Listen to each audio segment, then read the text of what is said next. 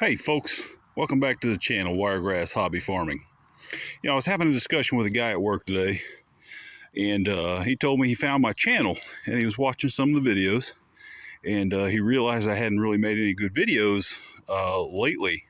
So I said, usually in the springtime I start getting busy, and I start thinking about more videos to put up, and it got me thinking.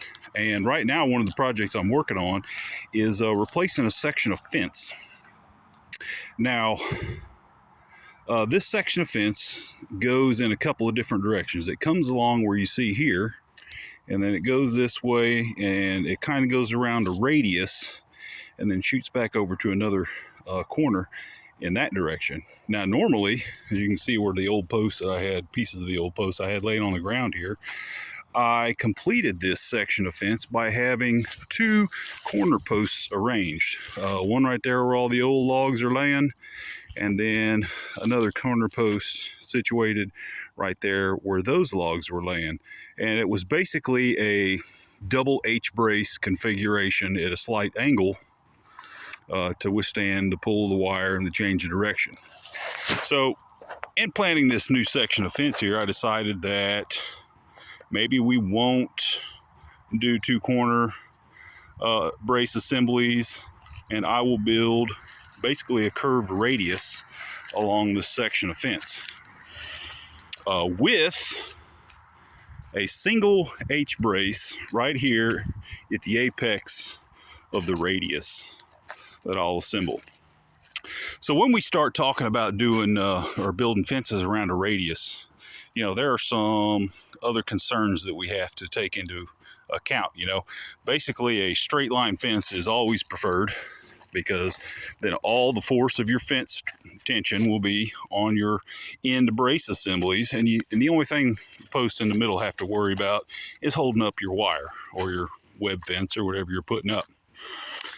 So some of the considerations we got to talk about when we want to start building a fence on a radius is now the force of the wire pressing against your fence post, your line posts, and wanting to pull them in the direction of fence pull. And that's a problem, obviously, because then you get some cattywampus fence posts laid out, your wires sag, and then you got to do some rework on your fence. So what we have in our tool belt to combat this awkward pull of wire tension is posts and post spacing.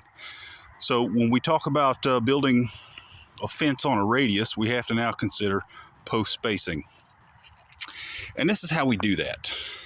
First thing we do is we start where our radius is going to begin, which is basically right here. And we set out some temporary stakes at 16-foot intervals, just like this, around your radius. 16 feet, all the way around the radius. And then we tie a string. We start where the radius is going to begin, and we alternate the string, tying off the string to every other stake. You see, I started right here, because this is going to be my first wood post after the metal T-post. And then I start alternating where I tie the string to on every other post. And you can see it's not tied to this stake. There's a gap there. And then it runs up here and ties on to the next one.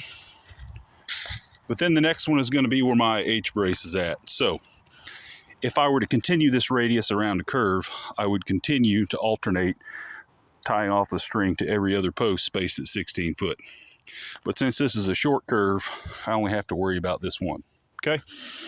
So here's where it gets interesting in how we establish what our proper post spacing shall be to resist the pull of the fence wire. Now you can see there's a gap right here. Basically what we did is we've measured, or we've created a chord, which is a segment around the radius of a circle, or around the circumference of a circle. We've created a chord here.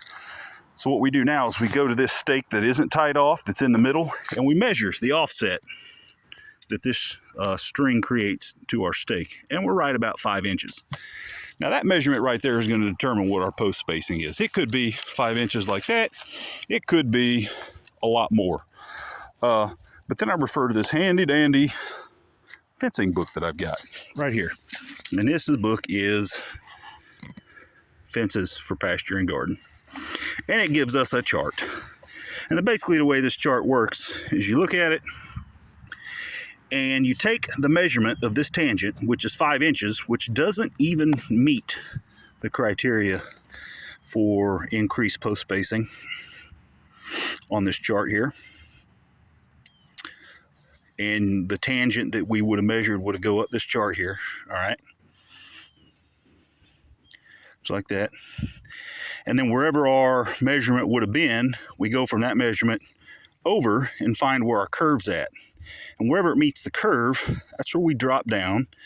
And this line tells us feet between posts that we have to place in order to resist the pull of that fence wire. Now, since we're below this grade here, we're way down here, okay? But the lowest this chart will go is 16 feet. So it's telling us, according to this chart, that if we set our posts at 16 feet apart, that is plenty sufficient to resist the pull of the fence wire along this radius. So that's what's going to be. My post spacing on this section of fence here is going to be 16 feet or less. You could go less. It just makes it a stronger fence. But 16 feet is the minimum requirement needed in order to be plenty strong for this section of fence. So that's what I'm going to do. I'm going to start with a wood post there. And then I'm probably going to go closer to 15 feet just because that's what my regular post spacing is at, 15 feet. So if I leave it at 15 feet, then the fence from a distance is going to look even right up to where the brace post is. If this was a tighter radius, my post spacing would increase to resist that wire tension. You can't hurt by increasing your post spacing. And like right now, the way this fence has always been, it's always been a multi-wire electric fence with tension electric wires on it. If I build this fence with this post spacing of 15 feet, I can hang woven wire from it, and it will still be plenty strong to resist the pull of that fence tension. So, hope you learned a little bit of something right here about some fence building. If you got any questions, feel free to ask them on the comment section. I'll get back to you. Thanks for watching. Let's get back to work.